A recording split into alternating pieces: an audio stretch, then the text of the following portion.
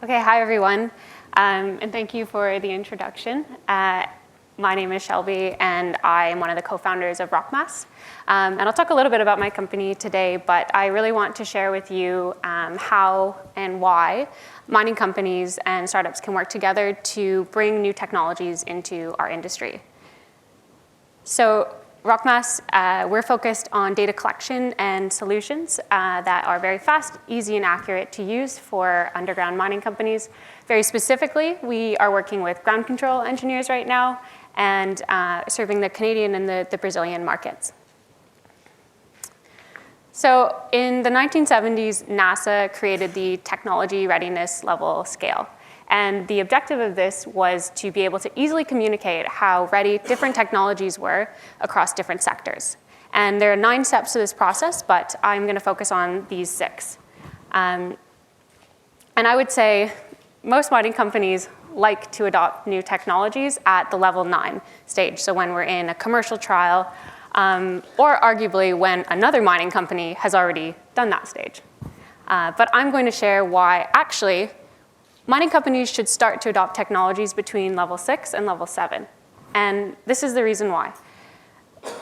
For a startup, the biggest difference in achieving level 7 is to take that same prototype or demonstration of a technology that has been tested thoroughly in a simulated environment and do the exact same thing, but in an operating environment. And of course, we all know that that's what mining companies have.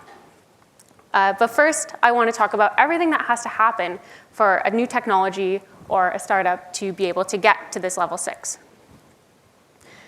We started RockMass in 2016, but the actual technology and research for this IP started in 2012, when Joshua Marshall and Mark Gallant of the Ingenuity Labs had talked to industry and realized there was this big problem. Geotechnical data was still being collected using a pen and paper. It was still being collected using visual assessment. And this was inefficient and also not the best way to be obtaining this type of data, but there was no better way. So they started doing some research, got some core concepts down, published some papers, and this is where they entered technology readiness level 1 and 2. They looked around the lab, they found some sensors that they could use. They built their first proof of concept, so you can see that this is definitely not a product. But with this, they are able to continue to prove out this core value of our new approach, which is axis mapping. And the culmination of the PhD thesis was to write a paper and prove a couple things. One, that this new method was much faster than what was capable in the industry, and that we are able to collect the same, if not more accurate results. So even if you know nothing about rock mechanics, it's very easy to see that these 3, what's called stereo nets, all look very similar. And so research labs are very well funded to do all of this work. And this is the main focus of what they're trying to get to publish papers, to apply for new patents. But there's still a long way that technology needs to go in order to get to that commercial stage. And this is when we started RockMass. So in 2016, we started this company to commercialize the new technology. And this is still fairly early for a mining company to engage in a project, but that's fine, because there's actually a lot of support in the technology and startup ecosystem that's able to help with this stage. So in level 6, maybe you have a few more prototypes being developed. It's getting to be a little bit more fine-tuned. You're looking at the positioning of where does this fit in really well and where can it deliver the most value. So for us, we worked with companies or organizations such as Mars that we're here today. We worked with NORCAT in Sudbury and other commercialization type organizations to help us through this stage.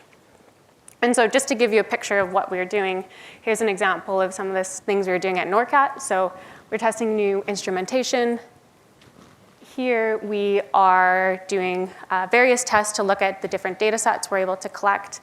And NORCAT's really a great environment to do this.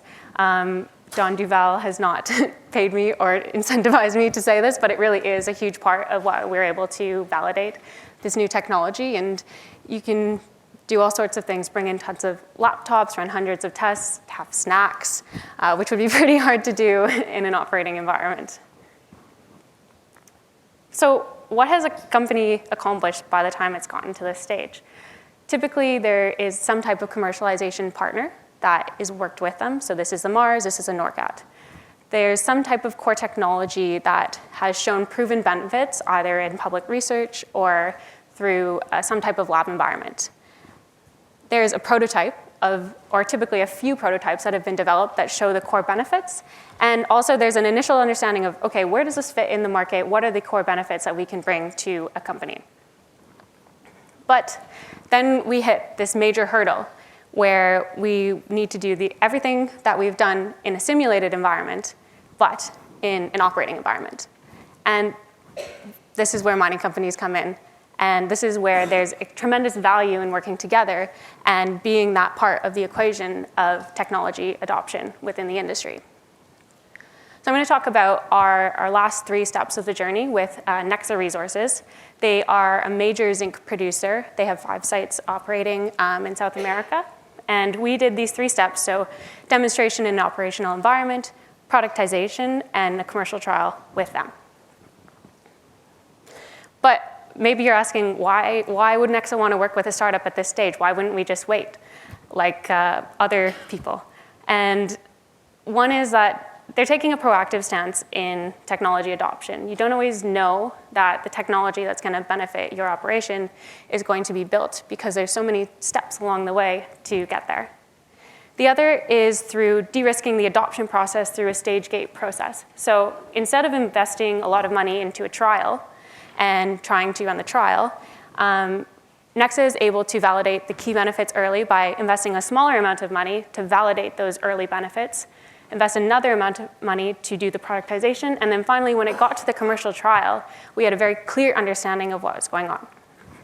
And the final point is, inevitably through working together through the commercialization phase, and as George said, building trust, you're able to realize peripheral benefits. So maybe your increase in return. So here's a demonstration that we did, the first site visit down to Nexa.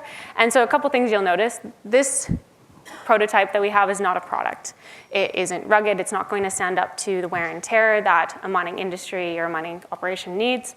It's still very manual, but at this stage of the process, that's not the point. It's not supposed to be a product. It's supposed to validate those key benefits that we proved in the lab environment. So to no surprise, we were able to do just that. So the top, you can see the time savings that we were able to obtain by collecting the same amount of measurements using a compass, what they were using, and our approach. And we were also able to validate that the accuracy between the 2 methods was the same. So we moved on to level 8, which is productization. And this is where you work very closely with the mining operation, and through that, you're able to ensure that the adoption of this new technology or product is able to, the likelihood of that increases. So for us, we were able to seamlessly integrate our solution into what they're already doing. We were able to design our ergonomics and health and safety considerations to the standards of Nexa.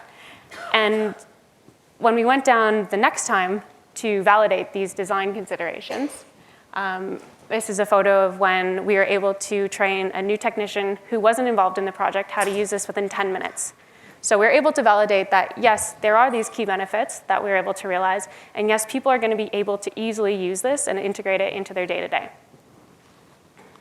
So in just over a year, we were able to go from a prototype to a commercial product.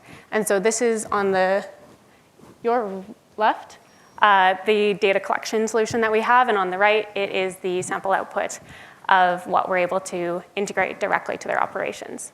We have very clear KPIs that we are able to achieve. So we're looking at increasing the rate of mapping and decision-making and improving their ground support patterns. And we also know that we're able to deliver a product that they enjoy. So on the data collection side, we're making this process streamlined. We're giving them, it's operational friendly. So we know that they can use this to collect data in areas that have rock mesh, that are dusty, that have unwashed rocks, and it's going to work.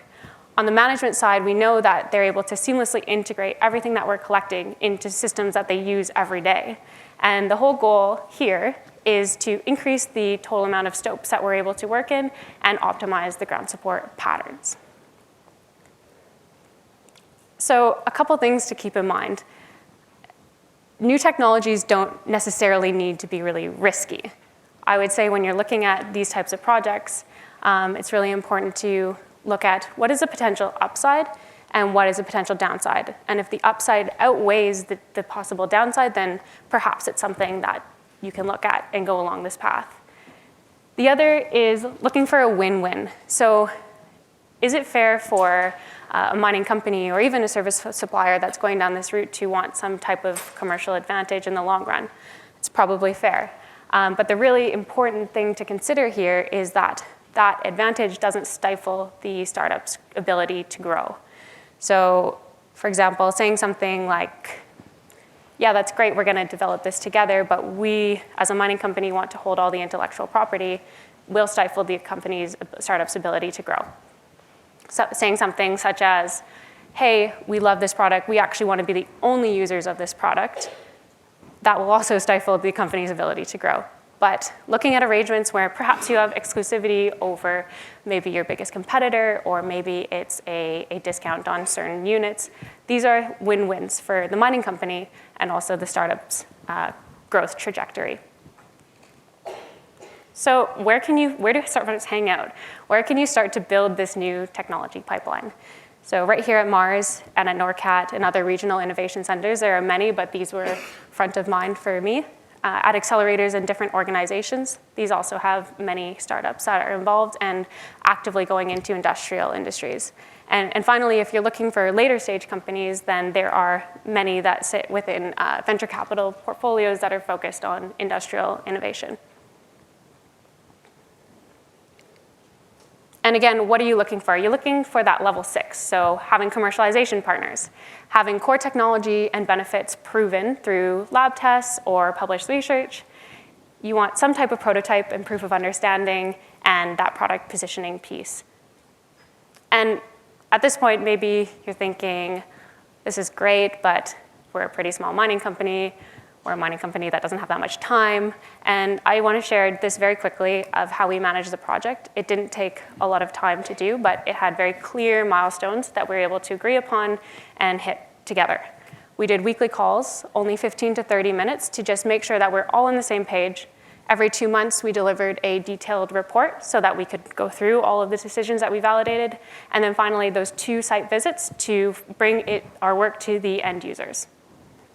So thanks very much for your time. I don't know how I'm doing on our 15 minutes.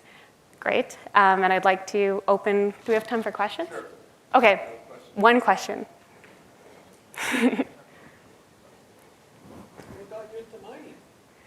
Well, I was a geotechnical engineer, so I'd done this type of data collection before, seen the sort of opportunity, and I mean, mining's fascinating. There's a lot of opportunities here. Does the technology work with specific metals, or can you use it on basically everything? It works with most metals, and right now we're focused on underground operations. The key reason is just the different depth requirements that are necessary for underground versus open pit. One more over here. Could it be mounted on equipment, or it has to be sort of stabilized by someone? Yeah, so we've done some preliminary tests with mounted equipment, so there's possibilities. Okay, thank you very much.